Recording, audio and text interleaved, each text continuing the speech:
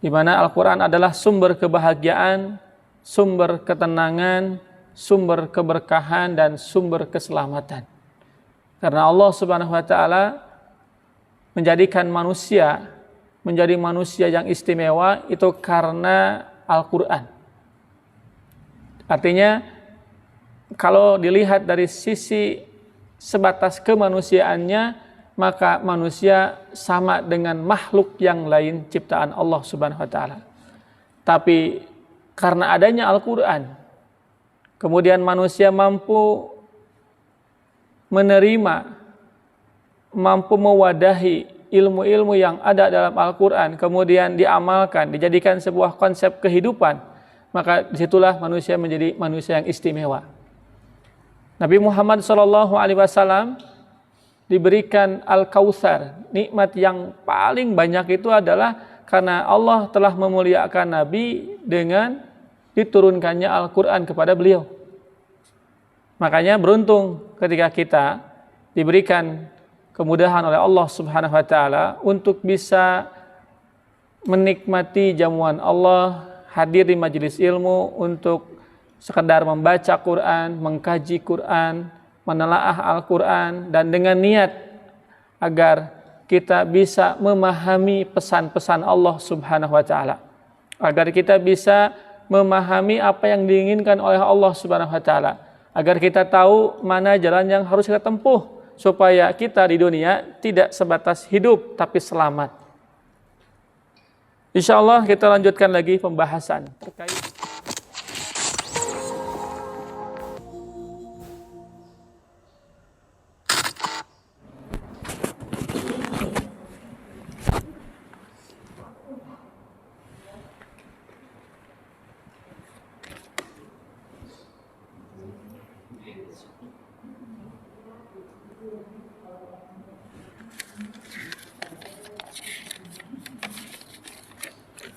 Bismillah.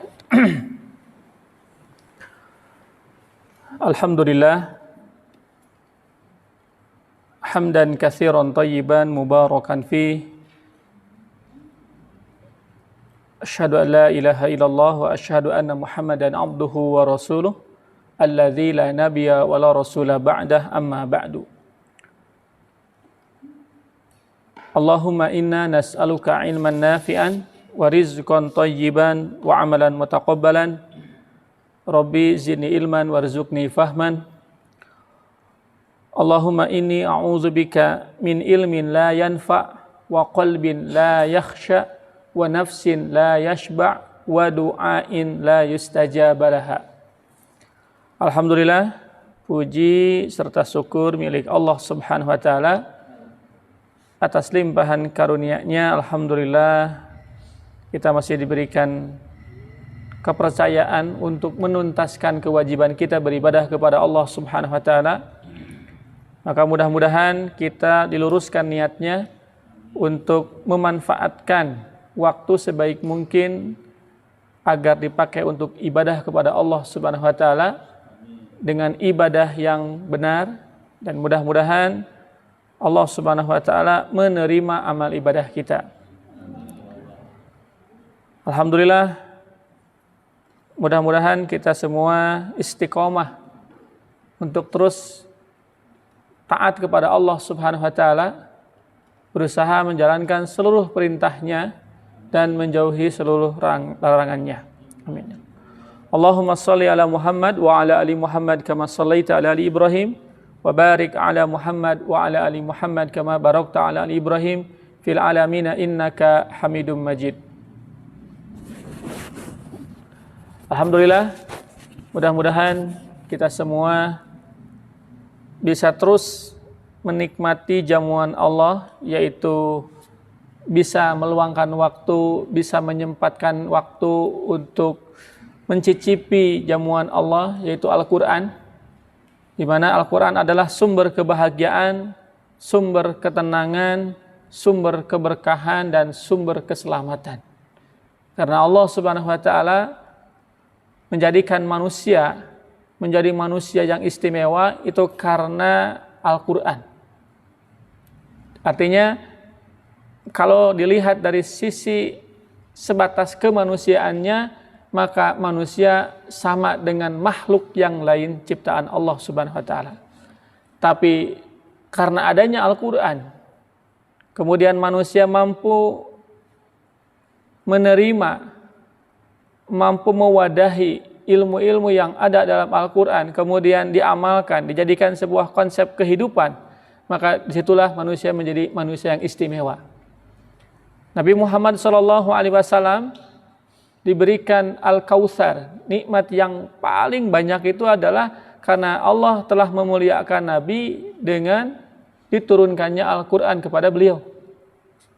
Makanya beruntung ketika kita diberikan kemudahan oleh Allah Subhanahu wa taala untuk bisa menikmati jamuan Allah, hadir di majelis ilmu untuk sekedar membaca Quran, mengkaji Quran, menelaah Al-Quran, dan dengan niat agar kita bisa memahami pesan-pesan Allah Subhanahu wa taala, agar kita bisa memahami apa yang diinginkan oleh Allah Subhanahu wa taala, agar kita tahu mana jalan yang harus kita tempuh supaya kita di dunia tidak sebatas hidup tapi selamat.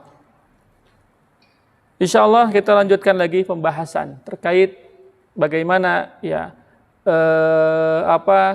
realita atau contoh realnya ketakwaan yang harus kita bangun dalam diri kita. Silakan dibuka Quran surat Asy-Syams.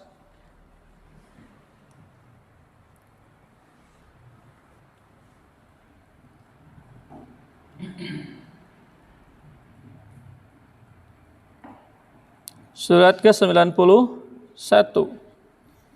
Ayatnya ayat ke-8 sampai ayat ke-10.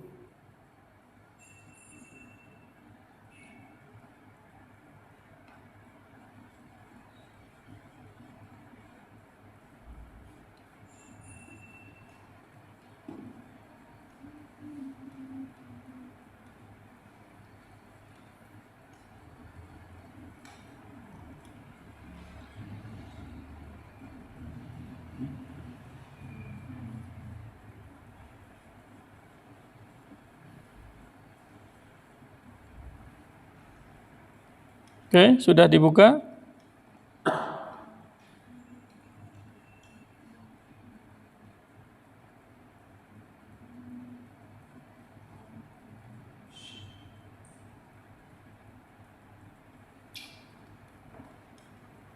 A'udzu billahi minasyaitonir rajim. Fa'alhamaha fujuraha wa taqwaha. Qad aflaha man zakkaha wa qad khaba man dassaha. Fa'alhamaha, maka Allah mengilhamkan. Ha kepada nafsun, kepada jiwa. Fujuraha yaitu kejahatan. Wa taqwaha dan ketakwaan. Jadi Allah Subhanahu wa taala setelah menciptakan manusia, menciptakan jiwa manusia, ini kan kaitannya dengan sumpahnya Allah kepada jiwa, atau Allah bersumpah dengan menggunakan jiwa, wasyamsi waduhaha, terus wal qamari idza talaha, terus wan nahari idza jallaha wal laili idza yaghshaha, terus wal ardi wama, terus wa nafsi wama sawaha. Nah, itu wa nafsi wama sawaha, dan demi jiwa, ya, di mana Allah Subhanahu wa taala menjadikan jiwa manusia sebagai sebagai sumpah, menunjukkan bahwa ini serius. Karena tidaklah Allah bersumpah kecuali di situ Allah serius, dan berarti ada sesuatu yang istimewa. Jadi setiap apapun yang dijadikan sumpahnya Allah Subhanahu wa taala berarti istimewa. Watin, wazaitun, wadduha, wallaili, wannahari, wasyamsi, itu berarti semua yang disebutkan itu istimewa. Karena Allah tidak bersumpah menggunakan makhluknya kecuali berarti di situ ada keistimewaan yang harus kita kaji. Ada sesuatu yang mesti kita gali. Ketika Allah menciptakan jiwa manusia, maka fa'alhamaha, Allah ilhamkan. Apa yang maksud dengan ilham? Menurut Imam Al-Maraghi, bahwa fa'alhamaha maksudnya arrafaha wa makannaha. Maksudnya bahwa fa'alhamaha yaitu Allah menunjukkannya atau memberitahukannya. Allah memberikan manusia petunjuk, naluri, insting, kemampuan, fujuraha ke arah buruk, wa taqwaha dan ke arah baik. Artinya tiap manusia itu berpotensi untuk menjadi baik atau buruk. Setiap manusia itu bisa memilih apakah dia mesti memilih jalan yang fujur, yang jahat, yang tidak baik, atau dia mesti jalan yang baik. Maka tidak ada alasan bagi manusia untuk mengatakan saya tidak tahu. Nggak mungkin. Karena apa? Naluri manusia pasti, insting manusia pasti mengetahui bahwa ini baik, ini tidak. Contoh misalkan, berdasarkan fitrah, mabuk baik atau tidak? Berdasarkan naluri manusia baik atau tidak? Semua orang yang berakal sehat itu pasti sepakat bahwa mabuk tidak baik. Betul. Kenapa mabuk tidak baik? Karena jiwa kita menolak. Karena menganggap bahwa itu sesuatu yang jelek, sesuatu yang buruk. Sehingga di tatanan manusia ada hukum larangan mabuk. Kenapa? Karena itu bisa merusak. Ternyata terbukti bahwa mabuk itu dampak negatif. Bisa berdampak pada sesuatu yang tidak baik. Makanya kemudian dilarang, diharamkan. Nah, jadi makanya kalau manusia hidup dengan ketulusan hatinya, dengan kemurnian jiwanya, itu pasti cenderung manusia itu akan baik. Apalagi misalkan kalau tidak diizinkan oleh Allah syaitan untuk menggoda, ya pasti baik. Tapi karena bagian daripada kehidupan bahwa setan mesti hadir di tengah kita untuk menguji. Setelah kita tahu bahwa ini salah, apakah tetap akan meninggalkannya? Ketika tahu bahwa ini baik, apakah kita tetap tidak mau untuk melakukannya? Nah, ini ujian buat kita. Makanya fa'alhamaha, Allah ketika menciptakan jiwa manusia, Allah berikan ia pengenalan atau penjelasan atau petunjuk, ya. Wa makannaha, dan Allah juga beri kekuasaan. Artinya Allah nantinya berikan manusia jalan yang dimana manusia bisa memilih apakah mau menjadi orang baik atau mau menjadi orang tidak baik. Apakah mau menjadi orang soleh atau toleh, atau apakah mau menjadi seorang pahlawan atau penjahat. Berarti sebuah pilihan, karena dua-duanya bisa berpotensi baik. Tapi kemudian Allah Subhanahu wa taala menegaskan fa'alhamaha fujuraha wa taqwaha qad aflaha. Nah, dengan kalimat ini Allah ingin menjelaskan secara tidak langsung bahwa ketika manusia bisa memilih mana yang baik, mana yang buruk, memilih jalan yang baik, memilih jalan yang buruk, maka Allah tuntun manusia, qad, sungguh, aflaha, sangat beruntung. Man, orang, zakkaha, yang membersihkan hatinya, yang membersihkan jiwanya. Wa qad khaba, dan sungguh rugi, man dasaha, orang yang mengotorinya. Dengan kalimat ini berarti kita disuruh oleh Allah untuk memilih apa? Memilih apa? Nah, fujur, ngotoran, atau takwaha, ngebersihan. Nah, mata sifat jalmi anu pinter, cerdas, beruntung, orang yang hebat itu pasti selalu ingin berusaha membersihkan hatinya. Jadi orang anu sehat ya, cerdas, orang nu sukses, orang nu beruntung mah pasti dia akan milih yang baik-baik lah. Jadi nggak mungkin milih yang memang buruk-buruk, yang syirik, misalkan yang musyrik, dikeureuh, teu mungkin. Yang sudah tahu nggak ada dalilnya, bahkan bertolak belakang dengan apa yang dilakukan oleh Rasul, tetap dipertahankan, nggak mungkin. Sudah tahu bahwa ini hak, ini batil, masih membela kebatilan, nggak mungkin. Dah tahu bahwa ini maksiat, ini ketaatan, masih memilih maksiat, gak mungkin. Kenapa? Karena kalau memang dia bersih, pengennya memang tidak melakukan hal itu. Pengennya tetap lurus tauhidnya, bersih tauhidnya. Pengennya tetap dalam sunnah Rasul Shallallahu Alaihi Wasallam. Pengennya tetap melakukan kebenaran dan pengennya tetap melakukan ketaatan. Makanya orang yang hatinya bersih, ketika terkotori walaupun sedikit, resik. Ya, nu biasa sok bersih, heg aya kebul nempel kumaha, resik. Gitu. Nah, tapi anu biasa kotor mah sok sanaos ngadagleg eta nya dina awakna kok kotor, tuang teh celebak we cek isana mah ciga nu kalaparan gitu. Sudah tidak peduli lagi dengan dirinya. Karena apa? Sudah terlalu banyak kotoran, sudah terlalu banyak dosa. Maka orang yang melakukan banyak dosa, dia tidak akan merasa hatinya itu terbebani dengan dosa. Jadi alarmnya sudah hilang. Makanya dia nggak merasa berdosa. Ini yang parah ini. Karena mungkin terlalu banyak dosa yang dilakukannya. Makanya kemudian sifat hati itu kan bersih.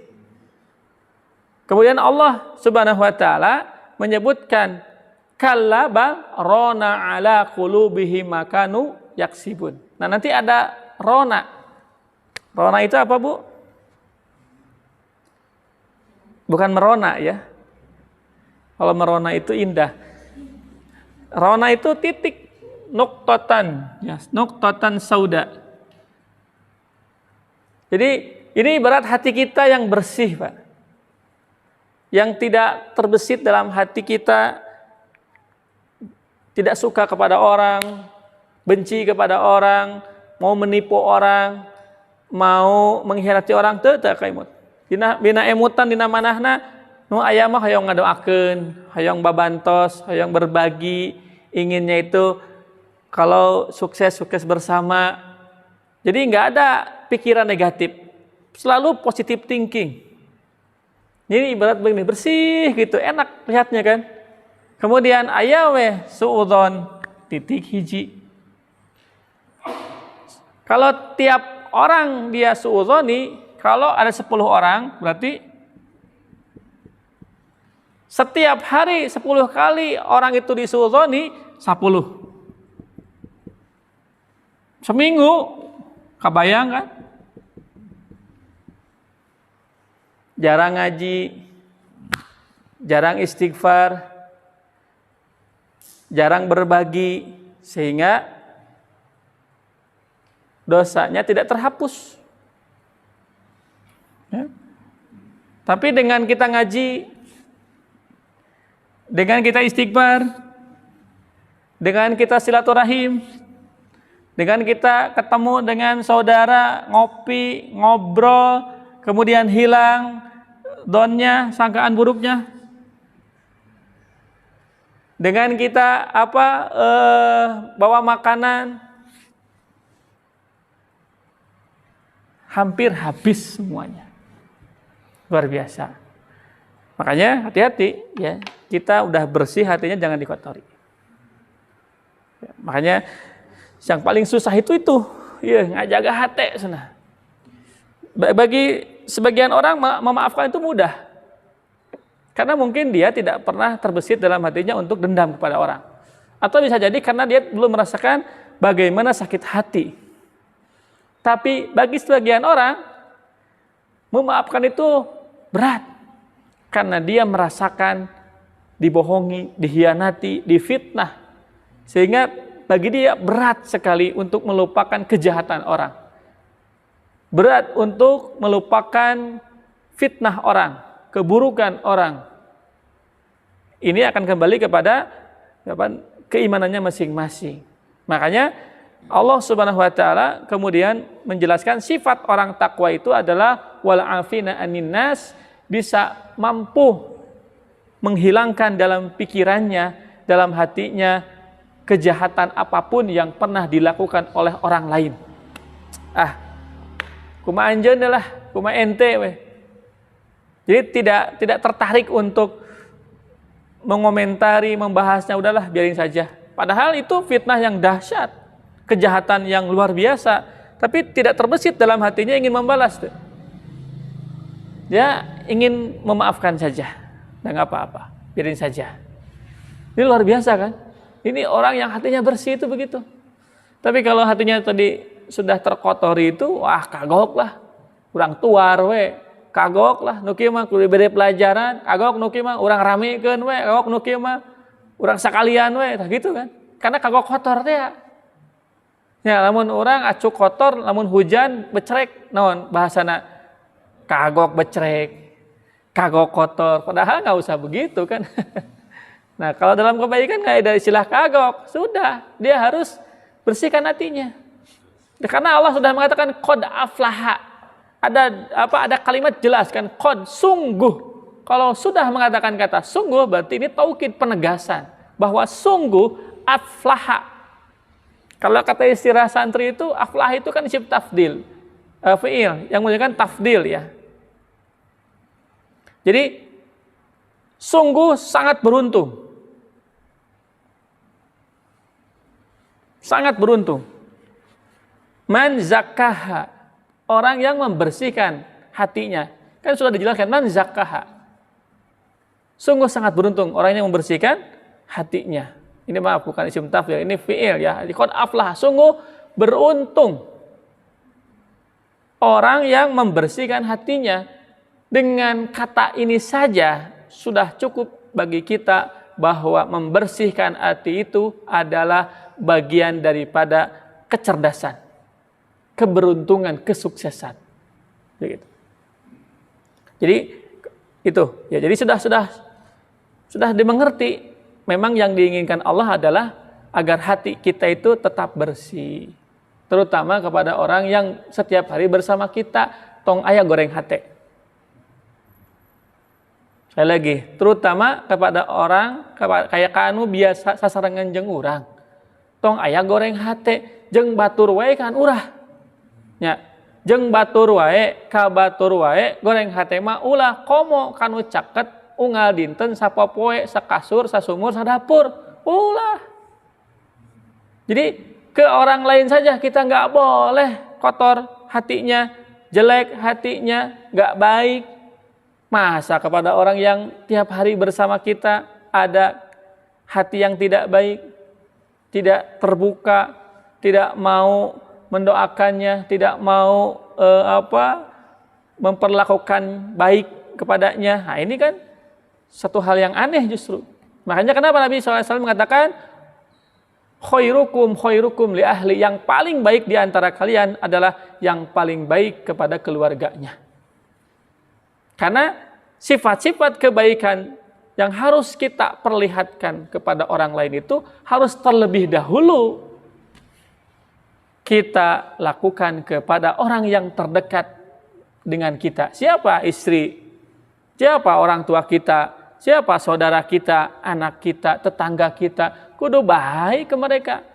Jangan sampai kita di tempat lain disanjung-sanjung, dipuji-puji, dipuja-puja, tapi di tempat kita berada, bahkan oleh istri tercinta, malah kita dicibir. Malah kita tidak dihormati, tidak dihargai. Kemungkinan ada kebaikan yang tidak sampai kepada mereka, sehingga mereka tidak merasakan kebaikan kita. Begitu. Oke, kita runut satu persatu lagi. Fa'alhamaha, Allah kemudian menunjukkan ya kepada jiwa manusia fujuroha. Apa itu fujur, Pak? Dalam tafsir Al-Munir disebutkan al-fujuru al-fusuqu wasyarru wa kullu ma yuaddi ilal khasarati wal halak. Yang dimaksud dengan fujur itu adalah al-fusuq, yaitu kefasikan. Jiwa yang tidak mau diatur oleh agama. Jiwa yang tidak mau diatur oleh Allah Subhanahu wa taala itu fasik. Wasyarru, dan kejahatan. Kejahatan itu sama, Pak.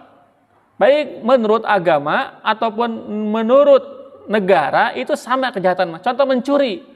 Menurut agama salah. Menurut negara salah. Begal. Baik menurut agama tidak. Menurut negara tidak. Sama sebetulnya. Jadi makanya kalau kemudian secara manusiawi aja kita memahami dengan baik, itu akan sama dengan agama. Karena agama itu diantaranya adalah menjaga sesuai fitrah manusia. Ketika itu sebuah kejahatan, maka diharamkan oleh agama. Maka negara pun mengadopsi doktrin agama agar keselamatan jiwa manusia itu terjaga dengan baik. Begitu. Wa kullu ma yu'addi ilal khasarat, dan segala sesuatu yang dapat menjadikan seseorang itu rugi, wal halak, dan binasa, itu adalah fujur. Jadi qad aflaha fa'alhamaha fujuraha wa taqwaha. Allah telah memberitahu manusia, menunjukkan manusia ini jalan yang tidak baik yang bisa membuat kamu rugi. Ini jalan yang tidak baik yang bisa membuat kamu binasa. Gitu maksudnya. Jadi Allah tunjukkan itu. Dengan apa Allah tunjukkan itu? Banyak. Satu, dengan mata. Fungsi mata kan untuk melihat, ya, untuk mengidentifikasi. Ini teh punten ti kotok atau napi coklat. Mata kita sudah harus mampu membedakan. Tos puguh eta teh ti kotok der dilamot jadi coklat tuh, Pak. Hah? Mungkin nggak? Nyamual mungkin. Coklat ya coklat, amis. Aiti kotok mau jadi coklat, sok sanaos diperlukan coklat. Moal. Kenapa? Ya itu keburukan. Dan kita sudah tahu ini buruk, nggak baik gitu. Jadi nggak ada orang yang suka kotoran, nggak ada. Kenapa? Karena itu nggak baik. Itu secara fitrah manusia kan, secara naluri sudah bisa kemudian dengan matanya melihat, ini nggak baik ini. Hidungnya sudah, ini nggak bener nih. Telinganya sudah, ini nggak baik itu. Tangannya udah. Maka dengan dia lihat, ditinggali, bisi panasaran kene, diame, bisi panasaran kene, jadi ku tangan dicoel, bisi panasaran diletak, Pak.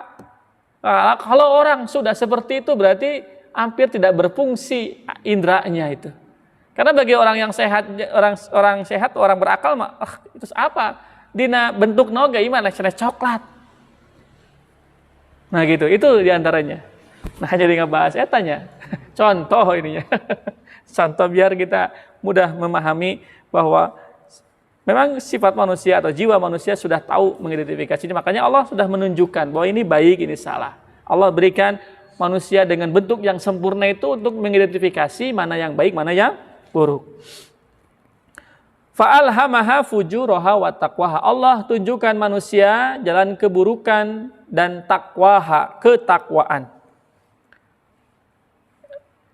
Imam Al-Marughi mengatakan yang dimaksud dengan takwa adalah ityanu ma yahfadun nafsa min su'il aqibah. Nah, ini penjelasan takwa yang bisa kemudian kita mudah pahami. Jadi maksud dengan takwa itu adalah ityan, mendatangkan ma yahfadun nafsa, sesuatu yang dapat memelihara diri min su'il akibah, dari buruknya akibah. Jadi takwa itu hati-hati ketika melakukan atau mengucapkan sesuatu, bilih dampakna teu sae.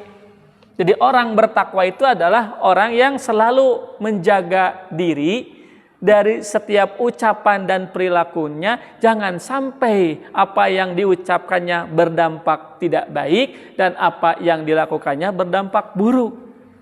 Sehingga dia selalu gitu tarapti lah. Dia selalu kemudian ini baik nggak ya? Ini bermanfaat nggak? Ini maslahat tidak? Ini akan seperti apa nantinya? Itu pasti orang bertakwa diberikan kemampuan itu oleh Allah Subhanahu wa taala. Makanya ketika Umar ibn al-Khattab bertanya kepada Hudzaifah al-Yamani, yang dimaksud takwa itu seperti apa?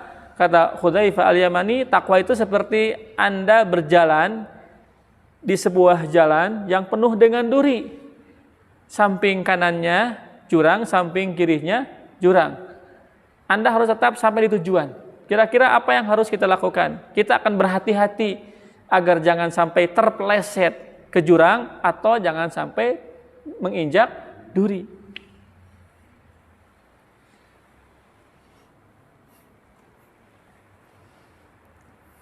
Ayat ini itu hampir sama dengan Quran surat Al-Balad ayat 10. Wa hadainahu najdain.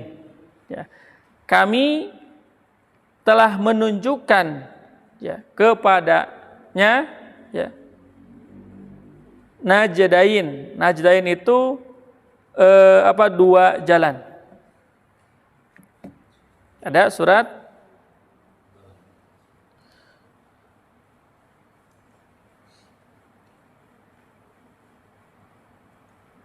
ya. Jadi kami menunjukkan kepada manusia itu dua jalan.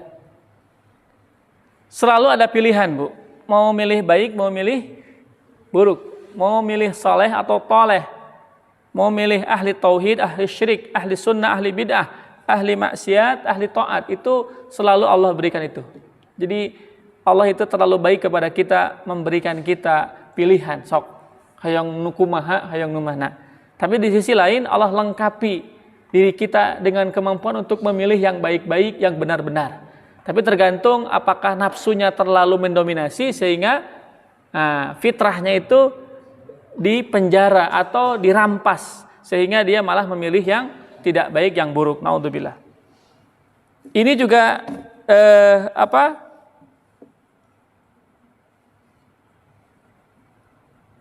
sama dengan Quran surat Abas ayat 20.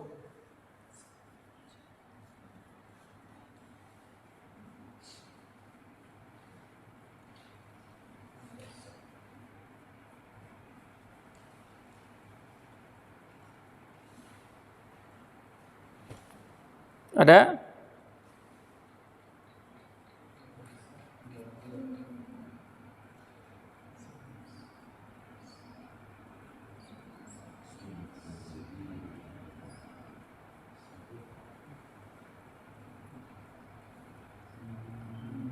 Tsummas sabila yassara. Kemudian Allah mudahkan jalannya. Kalau kita baca ayat sebelumnya, kutilal insanu ma akfaroh. Ya. Celakalah manusia, alangkah kufurnya dia. Min ayyi syai'in khalaqah. Dari apakah sebenarnya Allah menciptakan manusia? Min nutfatin khalaqahu faqaddara. Dari setetes mani Allah ciptakan manusia, kemudian Allah tentukan semua kadarnya. Tsummas sabila yassara. Kemudian Allah mudahkan dia untuk memilih jalan mana yang harus ia tempuh. Tsumma amatahu fa akbarah. Kemudian dia mati lalu dia dikuburkan. Jadi Allah Subhanahu wa taala sudah memberikan perjalanan manusia itu begini. Harusnya memilih yang baik. Tapi Allah juga tidak memaksa. Silahkan. Perjalanan hidupnya mau seperti apa? Contoh-contohnya ada yang berhasil, ada yang sukses. Yang berhasil para nabi, yang sukses para sahabat. Ini sudah ada.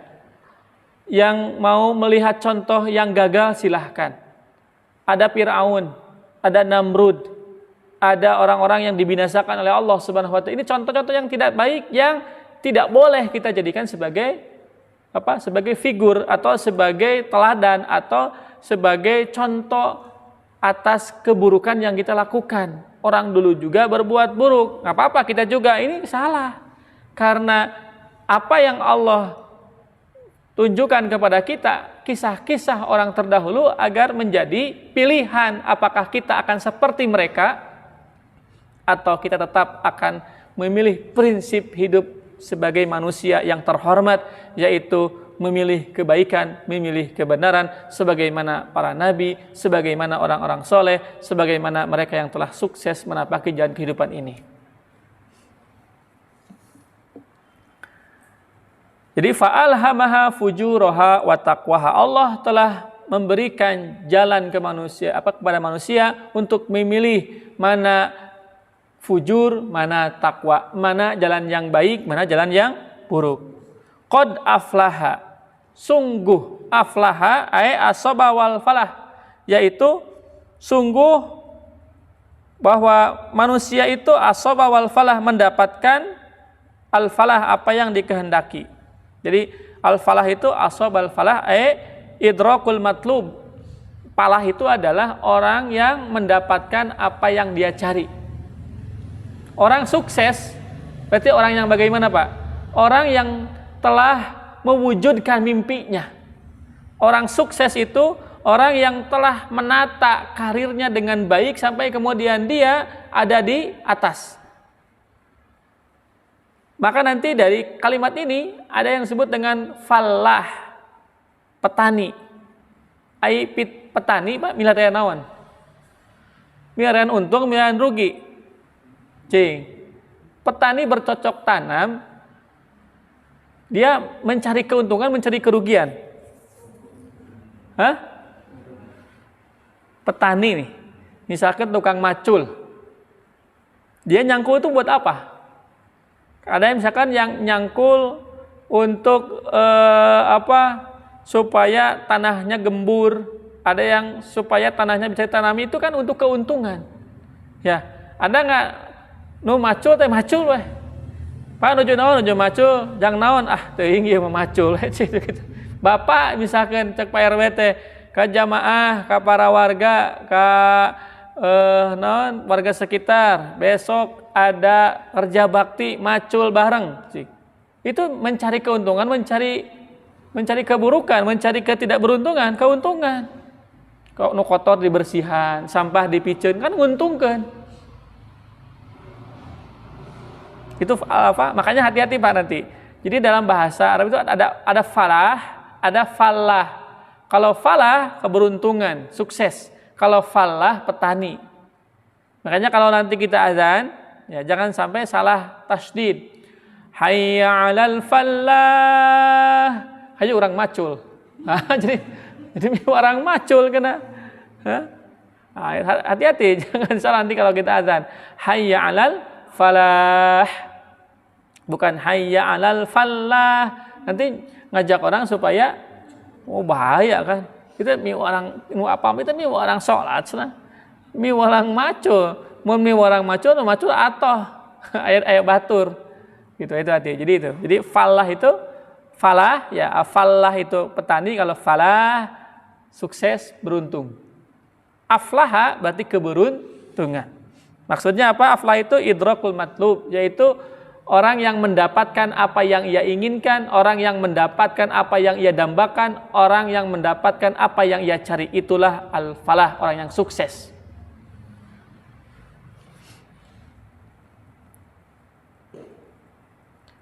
Man zakkaha, orang yang telah mensucikan. Maksudnya zakah itu adalah toharoha minaz dzunub, orang yang telah membersihkan hatinya dari segala jenis dosa.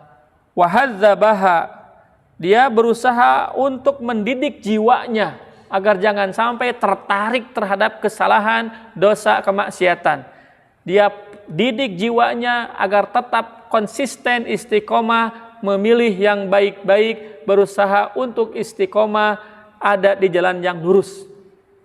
Wa namaha, dia berusaha menumbuhkannya, hatinya, bil ilmi wal amal, dengan ilmu dan amal. Jadi tumbuhnya hati, tumbuhnya keimanan, tumbuhnya jiwa seseorang itu dengan ilmu dan amal. Semakin kita belajar, semakin kita mengkaji, semakin kita bertanya kepada orang yang mengerti tentang hukum agama atau hukum yang bermanfaat untuk kehidupan, maka insya Allah hati kita akan tumbuh, akan hidup, akan lebih hebat, akan lapang dadanya, lapang jiwanya.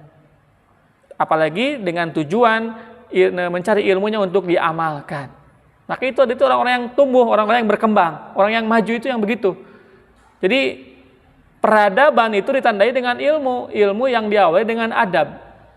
Maka insya Allah akan berkembang siapapun atau apapun ketika dasarnya ilmu, ilmunya untuk diamalkan, insya Allah itu akan menjadi kemajuan. Pertanyaannya, dengan cara apa kita harus membersihkan hati, Pak? Seperti apa kita membersihkan hati kita? Maka kita nanti bisa dibuka dalam Quran surat Ali Imran ayat 133. Allah Subhanahu wa taala ketika menjelaskan sifat ketakwaan yang harus ada pada diri kita sebagai ciri orang yang bersihnya hati, di ayat 133 Allah mengatakan, a'udzubillahi minasyaitonirrajim, wasari'u ila magfirratin mir rabbikum. Wasari'u ila magfiratin mir rabbikum wa jannatin 'arduhas samawati wal ard u'iddat lil muttaqin. Wasari'u, dan bersegeralah kalian ila magfiratin mir rabbikum, menuju ampunan Tuhan kalian.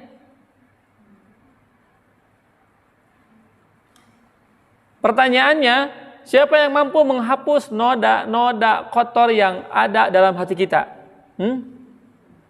Siapa yang mampu menghapus, menghilangkan noda-noda kotor yang ada dalam jiwa kita? Siapa? Allah Subhanahu wa taala. Maka kita disuruh untuk menghadap Allah ketika melakukan kesalahan. Karena orang yang menghadap Allah ketika melakukan kesalahan, kemudian ia mengakui salah dan meminta maaf, maka Allah akan ampuni. Allah mengampuni berarti Allah menghapus kesalahannya. Allah mengampuni berarti Allah menutup kesalahannya. Wa jannatin 'arduhas samawati wal ardh. Segeralah untuk menuju surga yang luasnya seluas langit dan bumi. Nah, ini juga hampir sama dengan Quran surat Al-Hadid ayat ke-21. Kalau tadi di Ali Imran 133 kalimatnya sari'u, Pak, cepat-cepat. Tong hararese karena pi hampuraeun Allah mah. Jadi karena kebaikan mah tong hararese, tong lengle. Tapi harus segera. Tak nanti harus gercep. Responsif. Wasari'u, segera. Tapi kalau di Al-Hadid 21 kalimatnya sabiku, berlomba-lomba lah. Baheula-heula tong silih antosan, hayu. Jadi ulah mangga, tapi hayu. Karena kasayan mah ulah mangga. Haji urang ngaos mangga, tah sanes. Tapi hayu. Bu Haji urang ngaos, hayu. Mang, urang ka masjid, hayu. Gitu. Ini orang yang memang tertanam dalam hatinya kebaikan. Kebersihan hatinya pasti akan begitu. Sanes, mang ka masjid, mangga ti payun. Akang ti payun abi ti pangker. Nah, ti pangkerna di mana kira? Wasabiku berlomba-lomba, musabaqah berlomba-lomba. Ila magfirati mir rabbikum, menuju ampunan Allah Subhanahu wa taala. Wa jannatin 'arduha, dan berlomba-lomba untuk menuju jannah Allah Subhanahu wa taala, surganya Allah Subhanahu wa taala. Arduha ka'ardis samawati wal ard, yang luasnya seluas langit dan bumi. U'iddat lilladzina amanu billahi wa rasulihi, itu diperuntukkan bagi orang yang beriman kepada Allah Subhanahu wa taala dan kepada para rasulnya. Kalau di ayat Ali Imran 133, u'iddat lil muttaqin, bahwa magfirah Allah, surganya Allah itu diperuntukkan bagi orang yang bertakwa. Jadi orang bertakwa itu adalah orang yang ingin agar hatinya bersih. Bagaimana caranya? Dekati Allah Subhanahu wa taala. Bagaimana cara mendekat di Allah Subhanahu wa taala? Salatnya diperbaiki, bacaan Qur'annya diperbaiki, infak sedekahnya diperbaiki, hubungan dengan manusianya tidak ada dendam, tidak ada kesal, setiap kesalahannya dimaafkan. Sudah, nggak mau waktunya habis hanya untuk mengurusi orang. Dia ingin agar waktunya bermanfaat untuk mengurusi Allah Subhanahu wa taala, mengurusi hubungannya dengan Allah Subhanahu wa taala. Itulah orang bertakwa. Ada satu penjelasan. Kenapa di ayat ini diawali dengan magfirah kemudian jannah? Ya, sabiqu ila magfiratin wa jannatin. Sari'u ila magfiratin min rabbikum wa jannatin. Cepat menuju ampunan Allah dan surga. Kemudian berlomba-lombalah untuk menuju ampunan Allah dan surga. Jadi magfirah dulu baru surga. Kenapa? Kata para ulama, qudimal magfirah 'alal jannah li'anna at-takhalliyah muqaddamun 'ala at-tahliyah. Ya. Bahwa didahulukannya magfirah ampunan Allah atas surga, ini menunjukkan bahwa pembebasan dari surga itu atau pembebasan dari dosa itu menyebabkan seseorang masuk surga. Artinya seseorang bisa masuk surga itu kalau dosanya bersih, kalau hatinya bersih dari segala jenis dosa, baru dia bisa masuk surga. Makanya Nabi SAW kemudian menyatakan, la yadkhulul jannata, tidak akan masuk surga man kana fi qalbihi mithqala dzarratin min kibrin, orang yang dalam hatinya ada sebiji kesombongan. Karena sombong itu menghalangi seseorang untuk masuk surga. Sebiji kesombongan saja itu bisa menghalangi seseorang untuk masuk surga, apalagi kalau dia menjadi orang yang belagu, orang yang tukang sombong. Iblis itu terusir dari surga, bahkan terlanat sampai hari kiamat hanya karena sombong. Ana khairu minhu, aku lebih baik daripada ia. Merasa bahwa dia itu lebih layak untuk dihormati, untuk dihargai daripada Nabi Adam alaihissalam. Aba wastakbaro, akhirnya dia menolak putusan Allah. Wastakbaro, dan merasa sombong, merasa bahwa yang harusnya dihormati, yang harusnya disujudi itu bukan Adam tapi aku.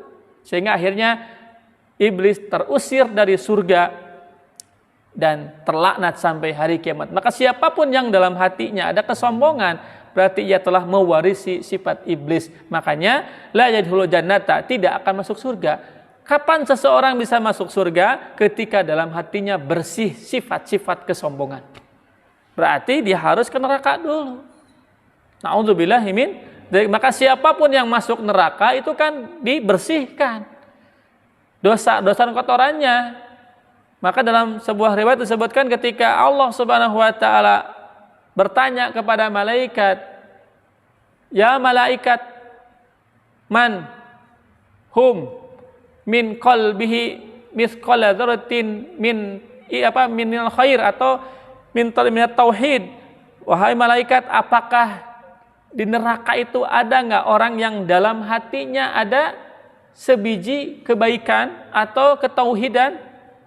Dikorehan ku malaikat, ayah ya Allah, keluarkan, keluarkan dia dari neraka, dikeluarkan dari neraka. Setelah itu kemudian dia dimasukkan ke dalam nahrul hayat, sungai kehidupan. Bahasa orang mah dikelabkeun heula tah.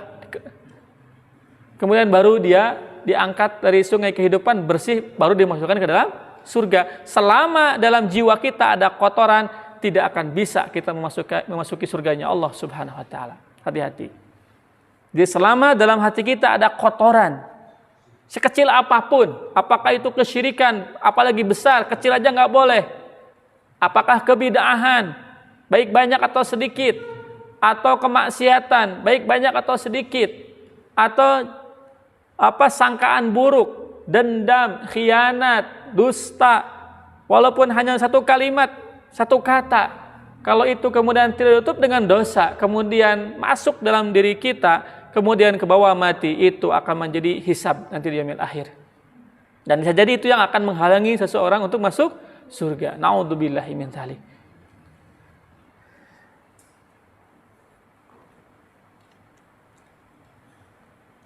Qad aflaha man zakkaha. Sungguh sangat beruntung orang yang membersihkan hatinya dari berbagai dosa, kesalahan, kemaksiatan.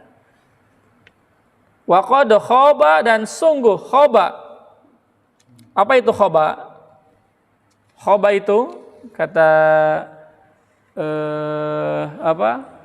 pengarang kitab Mufrad Al-Fadil Quran, khaibah apa? Khaba itu adalah al-khaibatu fautut talab, yaitu hilangnya sesuatu yang diinginkan. Berarti apa namanya? Jadi kita sudah mendapatkan apa yang diinginkan. Contoh, misalkan urang teh hayang gaduh bumi, terus akhirnya ngabangun bumi, tiba-tiba gempa rata. Itu rugi berarti kan? Rugi atau untung? Rugi atau untung? Ngabangun bumi, terus berdiri, kemudian gempa runtuh. Untung atau rugi? Uju macul pak, ngalah belut, ayah belut, ditewak tah belutna, pekte lesot, tijalike, untung rugi? Ruginya 2 kalinya, belutna ngagajeleng, sampean ti, gitu. Itu berarti khoba bahasanya. Jadi dia sudah dapat tapi hilang, itu khoba, rugi kan? Dia sudah dapat pilihan dari Allah. Ini jalan yang harus dipilih, malah pilih jalan yang itu, kan rugi.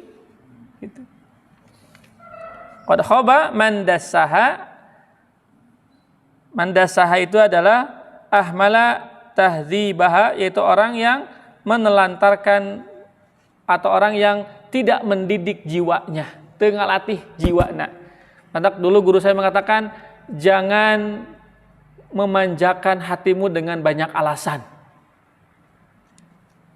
Ustaz, izin, hapunten, afwan. Jangan memanjakan hati kita dengan banyak alasan. Karena alasan itu tanda bahwa kita itu lemah. Seorang mukmin itu justru berusaha untuk selalu memilih yang baik, selalu memilih yang terbaik, selalu memilih yang bermanfaat. Karena setiap apa yang Allah suguhkan pasti bermanfaat. Dan setiap yang Allah tinggalkan, larang atau dijauhi, pasti itu tidak baik untuk kita. Makanya Nabi SAW pernah menyampaikan dalam hadis riwayat Imam Ahmad bahwa setiap yang aku perintahkan kepada kalian itu yuqarribukum ilallah, itu menyebabkan kalian semakin dekat dengan Allah Subhanahu wa taala. Dan apapun yang aku larang agar kalian tidak melakukannya, tidak melakukannya, tidak mengamalkannya, itu adalah baik, atau maksudnya baik untuk ditinggalkan. Maka setiap yang Rasul perintahkan itu akan mendekatkan diri kita kepada Allah Subhanahu wa taala, dan setiap yang Rasul larang itu akan menjauhkan kita dari Allah Subhanahu wa taala. Maka prinsip agama itu. Maka pahami al-awamir wan nawahi, apa saja yang diperintahkan, apa saja yang dilarang. Yang diperintahkan oleh Allah laksanakan, pasti akan membuat kita semakin dekat dengan Allah. Yang dilarang maka tinggalkan. Kenapa? Pasti akan membuat kita semakin jauh dari Allah Subhanahu wa taala. Maka ketika kita merasa diri kita semakin jauh dari Allah Subhanahu wa taala, tanya apakah ada larangan yang kita kerjakan? Apakah ada perintah yang kita kerjakan? Sehingga itu membuat hati kita merasa jauh dari Allah. Jangan-jangan ada larangan yang kita kerjakan, ada kesyirikan yang kita perbuat, ada kebid'ahan yang kita lakukan, ada maksiat yang kita kerjakan, sehingga membuat hati kita merasa jauh dari Allah Subhanahu wa taala. Itu perlu kita jadikan sebuah renungan. Tidak asa jauh jeung Allah, asa renggang hubungan jeung Allah teh, asa teu nikmat ibadah teh, asa hambar salat teh, asa hampa hidup teh. Bisa jadi banyak larangan yang kita kerjakan atau banyak perintah yang kita tinggalkan. Itu didiklah jiwa kita untuk selalu memilih yang baik-baik. selalu memilih yang benar, walaupun mungkin dengan resiko. Ya.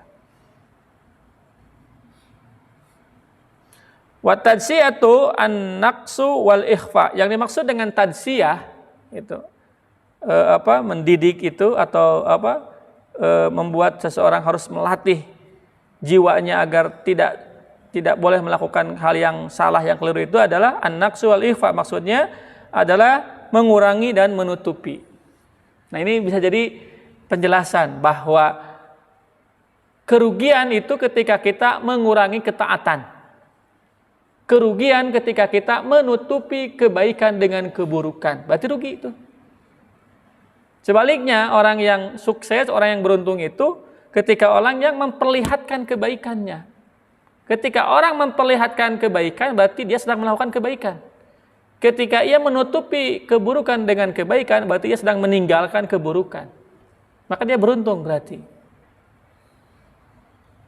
Faman fa'ala syarra wal ma'siyata, maka siapa yang melakukan keburukan dan maksiat, anqasa nafsahu an martabatil kamal, berarti hatinya, jiwanya sedang turun dari kesempurnaan. Jadi orang yang telah melakukan maksiat, keburukan, ketidakbaikan, pelanggaran syariat, larangan-larangan Allah Subhanahu wa taala, berarti ia telah menjadikan dirinya turun dari kesempurnaan. Wa akhfaha minadz-dzunubi wal ma'asi, dan dia telah menutupi dirinya dengan dosa-dosa dan maksiat, telah mengotori hatinya, dirinya dengan dosa dan maksiat. Wahya diddut tazkiyah, dan tadzkiyah itu adalah lawan tazkiyah. Jadi ada tazkiyah, ada tadzkiyah. Kalau tazkiyah mersihan, kalau tadzkiyah ngotoran. Kalau tazkiyah ya zakka.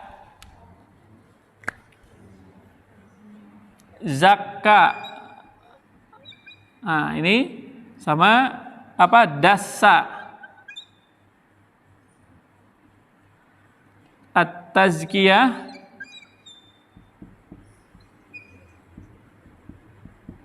ini apa? Dasyah.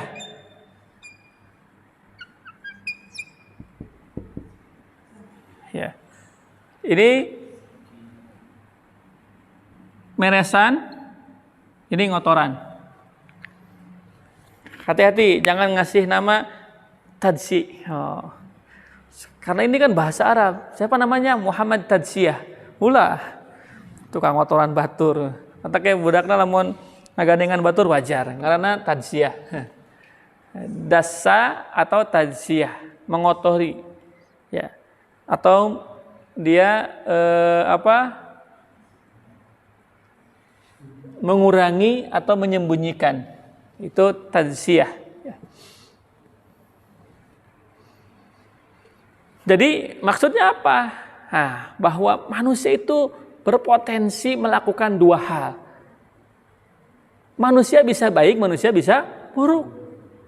Potensi itu ada pada dirinya. Dia yang bisa memilih harus mana yang dia pilih. Jadi sebetulnya tidak bertanya juga, dia tanya kepada dirinya, dia akan mampu memilih mana yang baik, mana yang buruk. Karena Allah sudah memberikan manusia kemampuan untuk mengidentifikasi itu. Cok Pak, lamun orang naik motor, naik mobil ya, hek ngebut. Cek emutan cilaka moal. Mungkin cilaka kan? Ya. Itu sudah logis. Itu naluri kita, aduh ya ngebut dia sieun cilaka, cilaka, ulah saheta, ulah kita. Padahal ketika ada kesadaran sieun cilaka ngebut, itu ti Allah teteh. Supaya kita sadar bahwa jangan ngebut kalau begitu. Sok lahunan, kalem we ka mana? Da rusuhan mati setan. Berarti kada tenang. Tong sieun dina salat wae kan ku Rasul diajarkeun. Ketika mendengar imam takbir atau imam sudah memulai salat, kata Nabi, tenang saja, khudu, tenang, bis sakinah, dengan penuh ketenangan. Jangan kemudian tergesa-gesa. Kalau ternyata kita masuk masjid imam sudah rakaat kedua, ya tinggal tambah kurangnya. Tapi kalau mun urang maksakeun sampaikeun ka lumpat kusabab sieun tinggalin hiji rakaat, pas begitu takbir Allahu Akbar. Khusyuk kira-kira Pak. Nikmat mah kura, nikmat gitu. Nya ka hiji haheho, kadua kesang nya. Wah. Nah kesangnya bau kesang, wah nganggo batur. Tenang kalem we. Lamun telat ya tinggal tambahan, simpel kan ajaran Rasul itu. Begitu. Nah makanya Nabi SAW itu pernah menyampaikan dalam hadis riwayat Imam Al-Bukhari dari sahabat Abdullah bin Mas'ud, Nabi SAW bersabda, Al-jannatu, surga itu aqrabu ila ahadikum min syiraki na'lihi. Bahwa kata Nabi SAW, surga lebih dekat kepada salah seorang di antara kalian min syiraki na'lihi, dari tali sandalnya. Wa naru mithlu dzalik, dan neraka pun seperti itu. Maksudnya gimana? Bahwa seseorang itu sagajleungeun ka surga, sagajleungeun ka neraka. Seseorang itu satu langkah menuju surga, satu langkah menuju neraka. Tinggal dia tadi memilih. Mau jadi apapun silahkan. Bisa dimanfaatkan untuk baik atau untuk buruk. Jadi seorang hakim bisa pangheulana ka surga, bisa pangheulana ka neraka. Pangheulana ka surga lamun adil, pangheulana ka neraka lamun teu adil. Jadi orang tua bisa sagajleungeun ka surga, sagajleungeun ka neraka. Lamun dia tidak mendidik anaknya dengan baik, tidak mendidik keluarganya, menelantarkan dirinya bahkan keluarganya dengan ilmu agama, maka berarti peluang masuk nerakanya semakin besar. Tapi kalau dia sadar diri bahwa keluarganya harus dijaga, keluarganya harus dibina, istrinya harus tetap terhormat, anaknya harus tetap terdidik, maka insya Allah dia akan menjadi orang yang pertama masuk neraka, bahkan bisa mengajak keluarganya untuk ke surga. Makanya pi surga jeung pi neraka teh sagajleungeun, hati-hati lah gitu. Nya tong boro Pak. Naon hal anu sifatna jauh lah dari lidah Pak. Lidah. Kan ku lidah teh aya jalmi nu bener, aya jalmi nu salah. Mata aya istilah kacaletot cenah. Karek ku lidah Pak. Makanya Rasul sampai mengatakan hati-hati ya. Banyak orang yang masuk neraka karena lidah. Lidah mah tong boro nyarios bu, karek ngelel. Pidosaeun. Nya. Karek ngelel, aya batur ngalangkung ngelelancing. Kira-kira kumaha? Karek ngelel, teu nyarios mah karek ngelel. Curug. Padahal ngan cia apa curug teh. Tapi ya bisa menyebabkan seorang ke surga atau ke neraka kalau telunjuknya ke atas. Mengisyaratkan tentang Allah Subhanahu wa taala tauhid, maka insya Allah bisa surga. Tapi lamun tunjukna nuduh batur, ngahina batur, kira-kira ka mana lompatna? Ka neraka ka surga? Ka neraka. Mata hati-hati. Kita sudah tahu mana yang ke surga, mana yang ke neraka. Maka disitulah butuh ketakwaan, kehati-hatian dalam diri kita agar jangan sampai terjerumus ke dalam kebinasaan. Ada hadis Nabi SAW juga riwayat Imam Al-Bukhari ya. Pada hakikatnya kata Nabi SAW, kullu ummati yadkhulunal jannah. Setiap umatku itu pasti semuanya akan masuk surga. Illa man aba, kecuali orang yang enggak mau. Jadi ada orang yang enggak mau masuk surga. Ternyata orang yang enggak mau masuk surga itu bukan orang yang tidak tahu apa-apa tentang neraka. Orang yang tidak tahu apa-apa tentang keburukan, bukan. Nabi mengatakan ketika ditanya oleh para sahabat, ya Rasulullah, waman aba? Ya Rasulullah, memang siapa itu yang menolak itu? Kata Nabi, man ata'ani dakhala jannah, siapa yang taat kepadaku, maka dia akan masuk ke dalam surga. Waman asani faqad aba, dan barang siapa yang maksiat, tidak mau menuruti, tidak mau meneladaniku, mengikutiku, kata Nabi SAW, faqad aba, berarti ia telah menolak untuk masuk surga. Itu kan sebuah pilihan. Makanya prinsip kehidupan itu gampang. ikuti aja Rasul, tuturkeun segala rupi nu ku Rasul dilakukan, selamat insyaallah. Tapi kalau kita ribet, naon, seueur nawe gitu, berarti nolak untuk masuk surga. Karena Rasul memberikan contoh agar kita masuk surga. Ketika contoh Rasul kemudian kita abaikan, sama dengan kita menolak tawaran Rasul untuk memasuki surga. Naudzubillah, summa naudzubillah. Hadirin, ikhwan fillah rahimakumullah. Dalam hadis riwayat Imam Muslim dari sahabat Abu Hurairah berkata, kata Abu Hurairah, karena Rasulullah SAW, adapun Rasul SAW, idza kabbara fis shalah, ketika takbir dalam salatnya, sakata hunayyatan, Rasul diam sejenak. Qabla ayyaqra, sebelum membaca Al-Fatihah. Faqultu, kemudian aku bertanya, ya Rasulullah, bi abi anta wa ummi ara'aita sukutaka bainat takbir wal qiraah ma taqul? Ya Rasul, demi ibuku dan bapakku, saya menyimak Anda ketika sholat setelah takbir sampai membaca Al-Fatihah, itu ada jeda sebentar. Memang apa yang Rasul baca? Maka kemudian Rasul SAW menyampaikan, aqulu Allahumma ba'id baini wa baina khotoyaya kama ba'adta bainal masyriqi wal maghribi. Ya Allah, jauhkan antara diriku dan kesalahanku sejauh antara timur dan barat. Timur dan barat pernah ketemu enggak, Pak? Tidak pernah ketemu. Artinya sebaiknya kita dengan dosa harusnya sejauh timur dan barat, tidak pernah melakukannya. Ini sebuah permohonan. Minta ke Allah mah gitu. Harus yang sempurna. Adapun kenyataannya ternyata tidak sejauh timur dan barat, malah sejauh tangan kanan dan tangan kiri.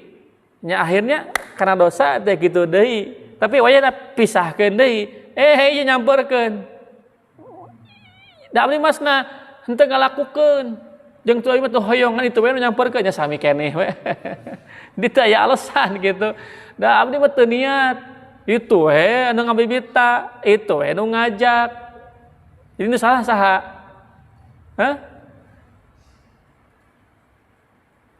Misalnya saha? Abdi mah keur cicing. Terus aya motor kapal teh maju neungar, salah saha? Apa motor teh maju lain ngagilek ya cicing gitu. Nah, itu salah kan? Kecuali kalau sudah di luar kemampuan dan batas manusia untuk bisa menghindar.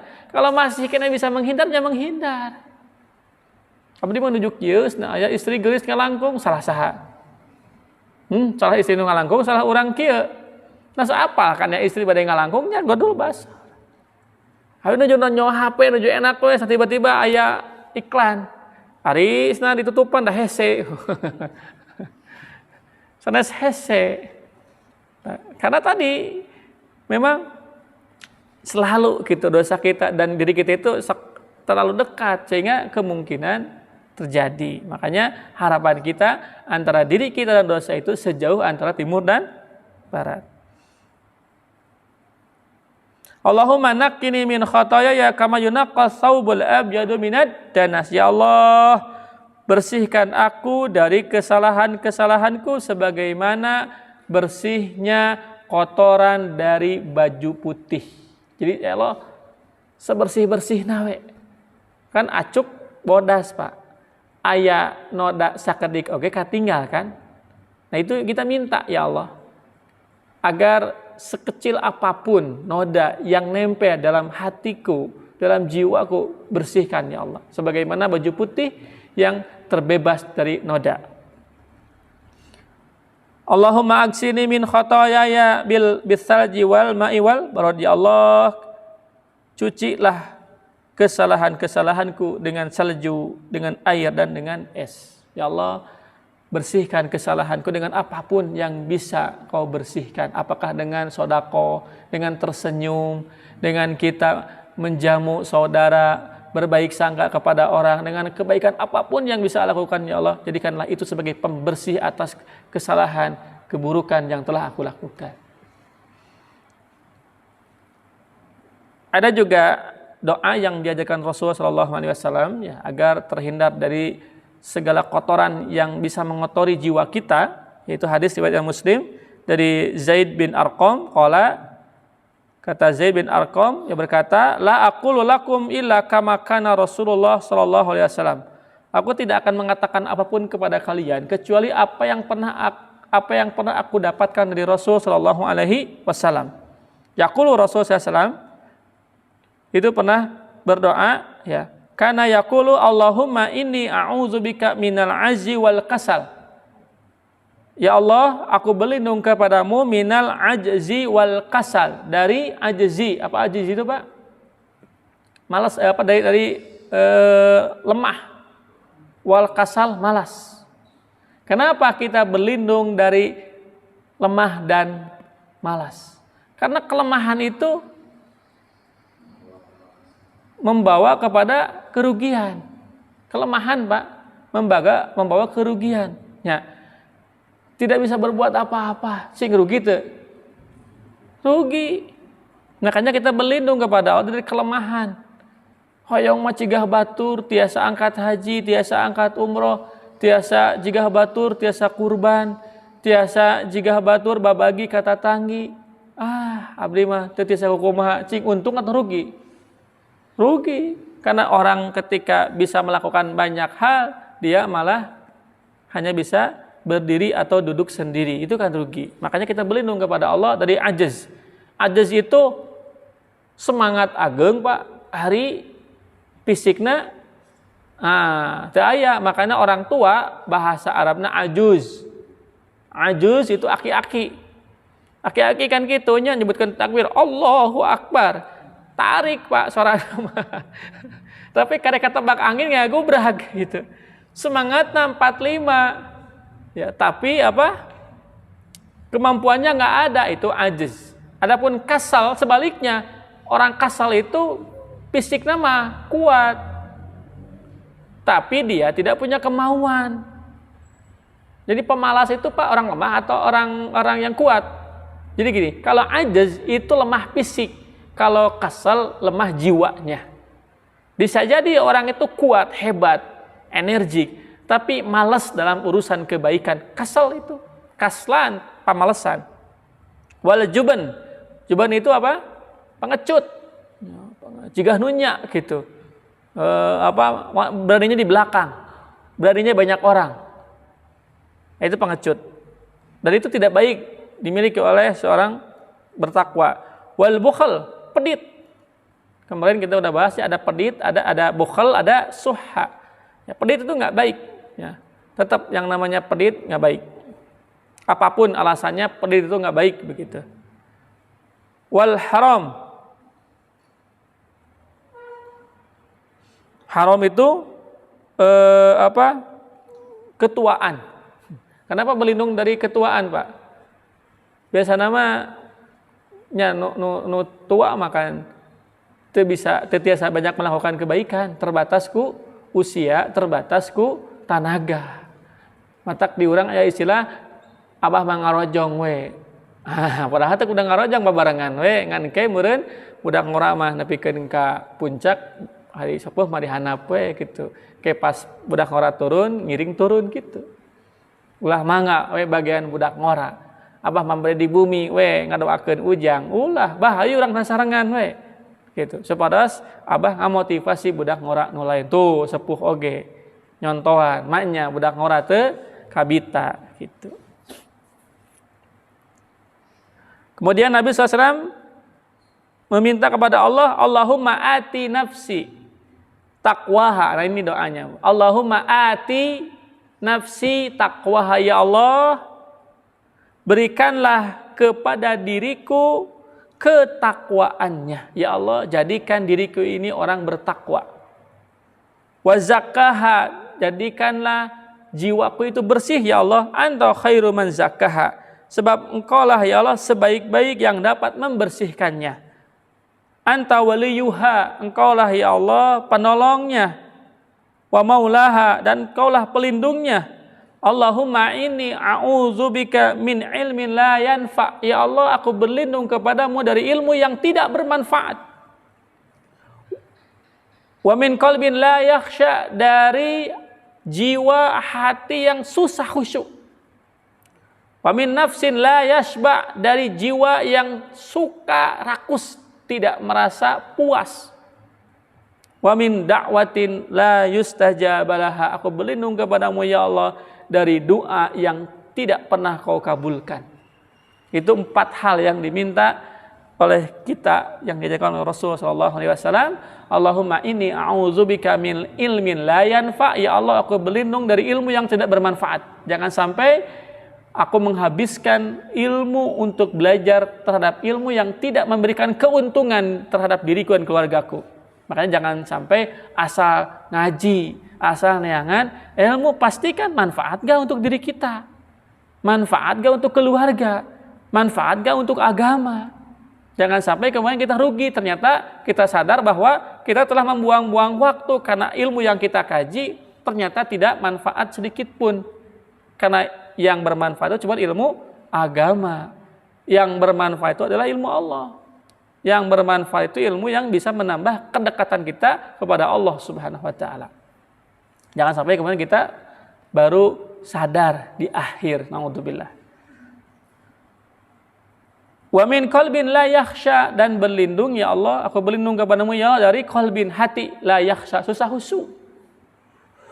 Hati yang selalu tidak bisa fokus, selalu tercampur dengan pikiran-pikiran tentang kehidupan, mikiran pekerjaan, mikiran bisnis, mikiran perempuan, mikiran harta, mikiran dunia, ngaos teu fokus, salat teu khusyuk, ngariung jeung keluarga tapi hati entah kemana, ngumpul dengan istri, dengan anak tapi pikiran entah kemana, itu nggak bisa khusyuk.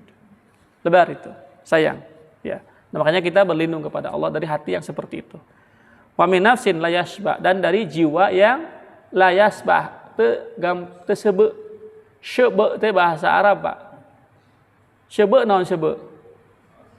Wareg, puas. Jadi berlindung dari jiwa yang tidak puas. Jadi rakus hoyong di hoyong ieu tos S1 hoyong S2, S2 hoyong S3, S3 hoyong S4, sambil S teler, S tongah sagala rupi dieu. Pokona mah diamalkeun teu. Oh, ambisius. Itu jiwa yang berambisius gitu.